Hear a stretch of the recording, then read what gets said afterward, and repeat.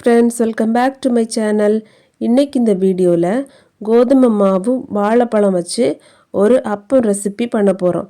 கன்னியாகுமரி சைடில் எல்லாம் இந்த அப்பம் ரெசிபியை கோதுமை பலகாரம் அப்படின்னு சொல்லுவாங்க. வாங்க இந்த கோதுமை பலகாரம் எப்படி பண்ணுறதுன்னு பார்க்கலாம். ஃபர்ஸ்ட் 2 வாழைப்பழத்தை தோல் நீக்கி பவுலில் சேர்த்துக்கலாம். அதை நல்லா மசிச்சு எடுத்துக்கலாம். ரொம்ப மாவு மாதிரி மசிக்கணும்னு இல்லை, 1-2 சின்ன சின்ன பீசஸ் வாயில் கடிப்படும் போது ரொம்பவே நல்ல டேஸ்டியாக இருக்கும். ஸோ அதனால் நீங்கள் ரொம்ப மசிக்க வேண்டிய அவசியம் இல்லை.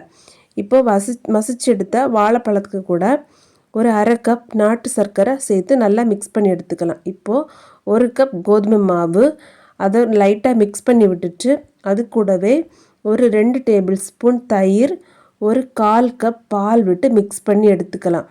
இப்போது பால் நமக்கு போதுமான அளவு தண்ணி கன்சிஸ்டன்சி வராது. ஸோ அதனால் நம்ம கொஞ்சமாக வாட்டர் ஆட் பண்ணி மாவை மிக்ஸ் பண்ணி எடுத்துக்கலாம். நல்லா மாவை மிக்ஸ் பண்ணி எடுத்துக்கோங்க. இப்போ மாவோட பதம் பார்த்திங்கன்னா ரொம்பவும் தண்ணியாகவும் இல்லாமல் ரொம்பவும் கட்டியாகவும் இல்லாமல் ரெண்டுக்கும் இடையில இந்த மாதிரி ஒரு பதத்தில் கலக்கி எடுத்துக்கலாம். இப்போது இந்த மிக்ஸ் பண்ணி வச்ச மாவை ஒரு 1/2 மணி நேரம் ஊற வச்சுக்கலாம். இப்போது 1/2 மணி நேரம் ஆயிடுச்சு. அடுப்பில் பொரிக்க கடாய் வச்சுக்கலாம். கடாய் சூடானதும் பொரிக்க தேவையான அளவு எண்ணெய் விட்டுக்கலாம்.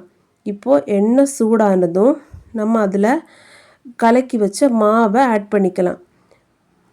எண்ணெய் நல்ல சூடானதுக்கு அப்புறமா மாவை விடுங்க, இல்லைன்னா அப்படியே எண்ணெய் குடிக்க தொடங்கிரும். இப்போ நம்ம இந்த கரண்டி வச்சு எண்ணெயை அந்த மாவுக்கு மேலே கோரி விட்டுட்டே இருந்தோன்னா அப்போ நல்லாவே பொள்ளி நல்ல புசு புசுன்னு வரும். இப்போ பார்த்திங்கன்னா டேஸ்டியான கோதுமை பலகாரம் ரெடி ஆயிடுச்சு. இந்த ரெசிபி உங்களுக்கு பிடிச்சிருந்ததுன்னா வீட்டில் கண்டிப்பாக ட்ரை பண்ணி பாருங்கள். வீடியோ பிடிச்சிருந்ததுன்னா மறக்காமல் சேனலை சப்ஸ்கிரைப் பண்ணுங்கள். பாய்.